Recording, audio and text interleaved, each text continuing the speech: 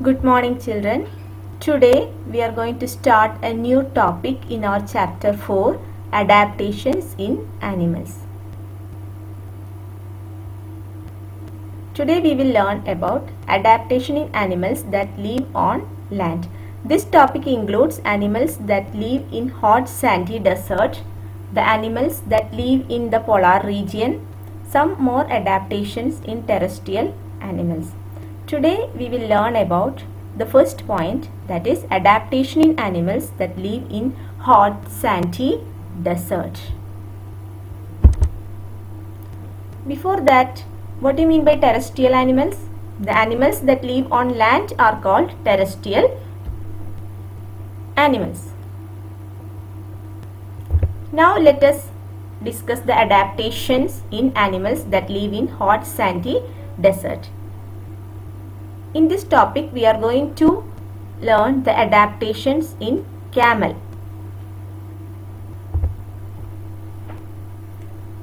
So let us discuss the adaptations in camel. The first point, camel has a hump that stores excess food as fat. When there is no food, it can survive on this fat. That means the hump of a camel stores fat. During the days when there is no food, it can survive on this fat. This feature enables a camel to remain without food for many days. Hope you understood.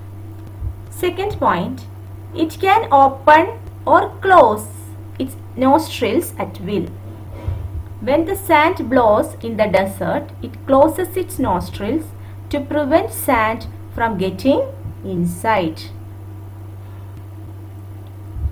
Third point, it has 2 rows of eyelashes on each eye which prevent the sand from getting into the eye. That means the eyelashes and nostrils of a camel keep sand out of its eyes and nose. During sandstorm, the camel closes its nostrils to block out sand.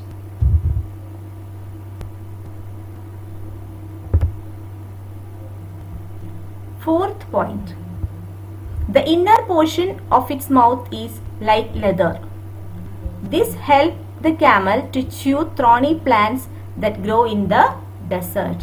What is the fourth point? The inner portion of its mouth is like leather. This helps the camel to chew thorny plants that grow in the desert.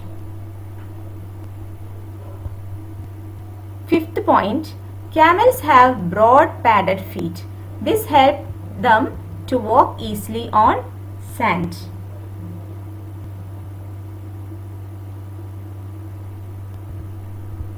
Sixth point, camel has a thick skin on its body which protect it from the intense heat of the desert. These are the adaptations in camel. Now let us revise. The first point, first we learn about the hump. The hump of a camel stores fat. During the days when there is no food, it can survive on this fat. It enables the camel to remain without food for many days. Then we learn about the eyelashes and nostrils of the camel. The eyelashes and nostrils of a camel keep sand out of its eyes and nose.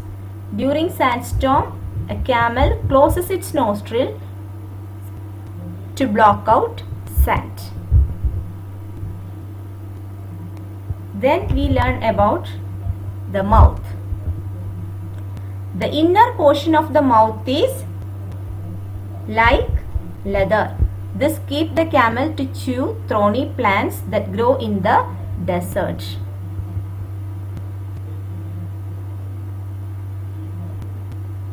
Fifth point, what we learn about the feet. Actually feet is not there in this diagram, but in your textbook it is given. Camels have broad padded feet. Such feet enable them to walk on sand easily without sinking. Now, sixth point, we learn about the skin of the camel. It has a thick skin on its body which protect it from the intense heat. These are the adaptations that we learn today. That means adaptation in camel. Children, do you know a camel can live without water for many days or even a month, but when water is available, it can drink over 200 liters in a day. Camel can live without water for many days or even a month, but when water is available, it can drink over 200 liters in a day. These features have developed in a camel to help it to survive in a difficult desert environment. Such changes in living organisms that help them to survive in their environment are called adaptations. What is adaptation? Changes in living organisms that help them to survive in their environment are called adaptations.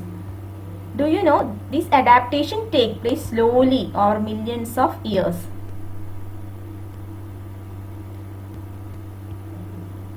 Okay children, these are the adaptations in camel. So hope you understood these points. Now you read the textbook and study well. Now one more point is there. What do you mean by estivation? Some animals such as land crabs, desert tortoise and snakes become inactive during the hot summer month to prevent the loss of water from their bodies. This period of inactivity is called estivation. Thank you children.